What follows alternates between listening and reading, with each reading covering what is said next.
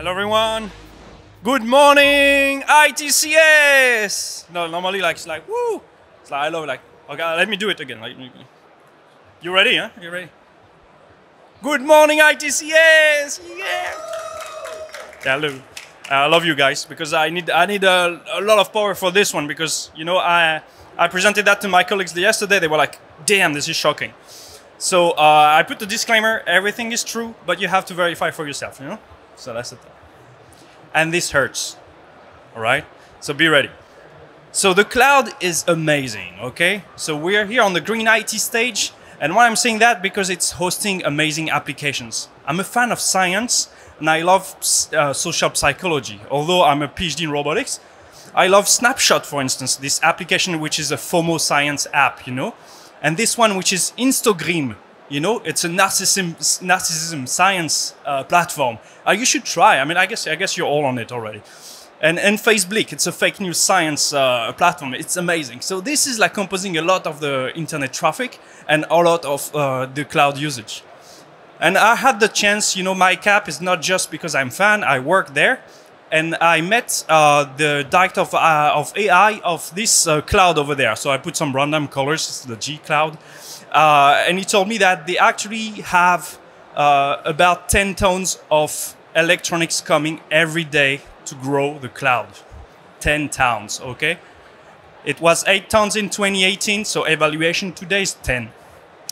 The thing is that if you know about mining for rare metals for those electronics, it's only 2% of the rocks that are actually those rare metals. So you actually need 500 tons, okay?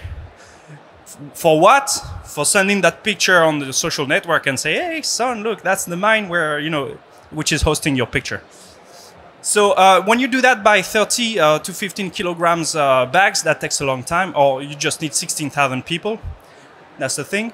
But the good thing is that other minings, they use acid, and it's bringing a lot of those metals down to rivers that, you know, you can't drink, do not drink, but there's a lot of rare metals inside that, you know. And if we can't find enough, it's fine, because Vanda will break the rocks for us, and she's already doing that, okay?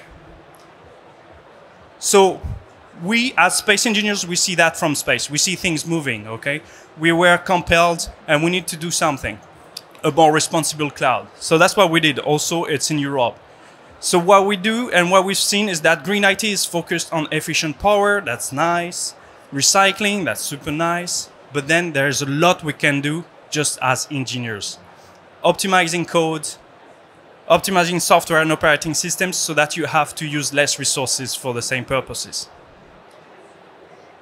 Also, we are GDPR compliant. In 2020, there was a case, nobody knows but the lawyers, and I'm like super dope about that. They actually know about NSA, surveillance programs and those kind of things, and they did a big deal in 2020. If you don't know, that's amazing. And we're compatible to that by design, not like the other, like the G Cloud, where you have to make a standard contract clause.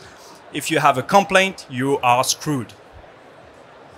And green is not expensive, so we're practicing fair price. And to do that, this is our incentives. We're only hosting responsible projects, okay? Because we are faster and cheaper, we want to do that, and we want to use that as an incentive. So the cloud is called Celestial. You have a QR code there. So do not register because it may change everything. And if you register, you're just making some cloud activity, but be responsible about it. So we are Parametry, we are on booth S8, S8. I won't tell much more. I'm happy to discuss whatever, and I guess we have time for questions. So that's it, yeah. Thank you very much.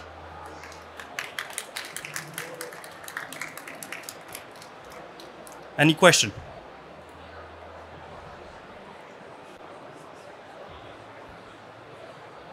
Yeah, go ahead. Yes, so my question is, what are you doing against this rare earth mining? Or, I mean, you presented it, but I assume you're also using electronics, right? Yeah, the only thing we can do right now is using less of it. Okay, so also you can, and that's the Green IT today, it's like using the responsible manufacturer. That's the thing we're trying to do. Also, in the beginning, we have a bootstrap where we're actually recycling servers that people are not using anymore. So we are not like actually putting new stuff there. We're using the tones that are already there, that are not used because of contract issues or financial stuff. So it's easier to bring new things. It's kind of amazing. So actually, it's a good price for amazing software hardware. Sorry. Yeah. But the most of the part is like really optimizing the operating system and the low layer of the cloud, which people don't really work on it. They use the open source things that are commonly around, so they just push the button and there they go. But you have so much to do in the back that you can optimize a lot of things. Yeah, good question, Simon. Thank you. Another question. Okay, we have a question from Simon. Oh.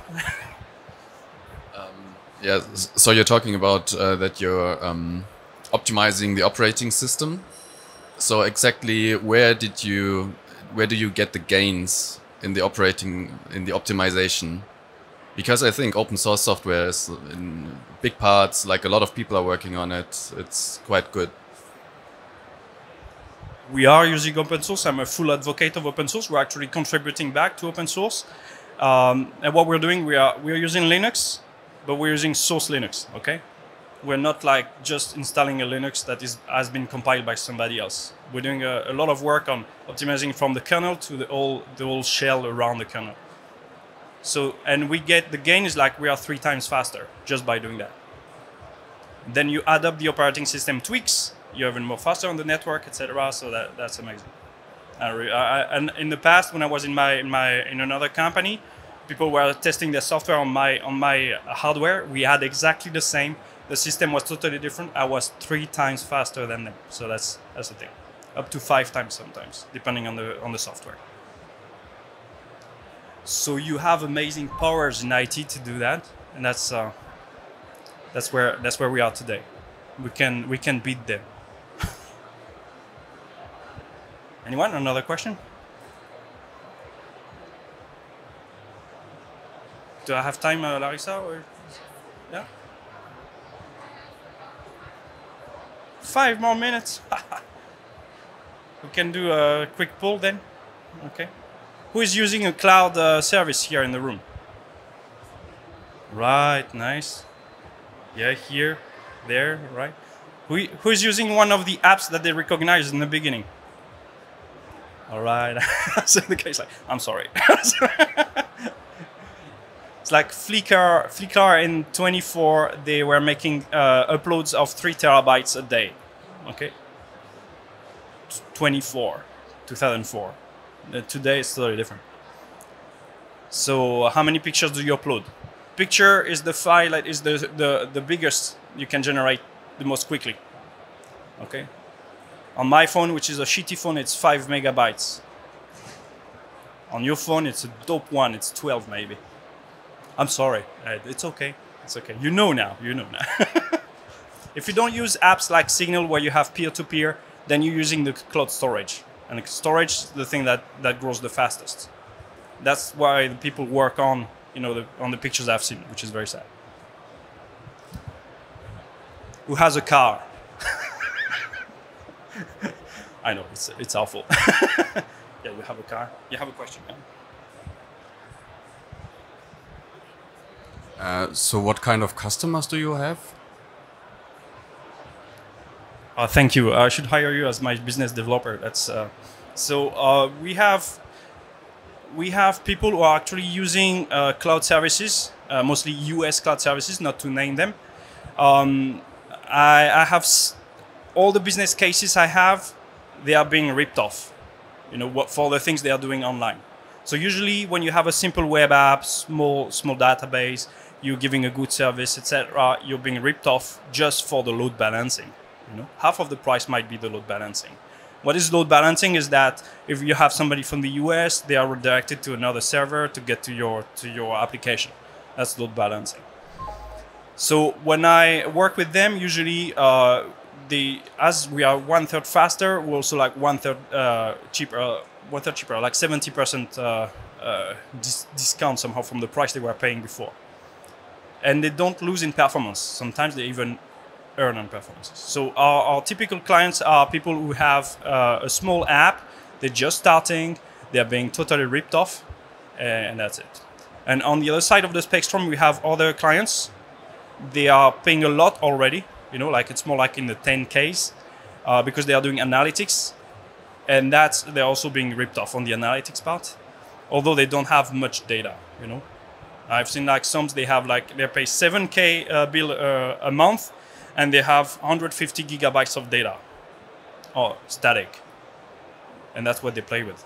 So it's ridiculous to me. Does it relate to anyone? No. Who is studying still? It's amazing. It's like, I'm studying. It's good. All right.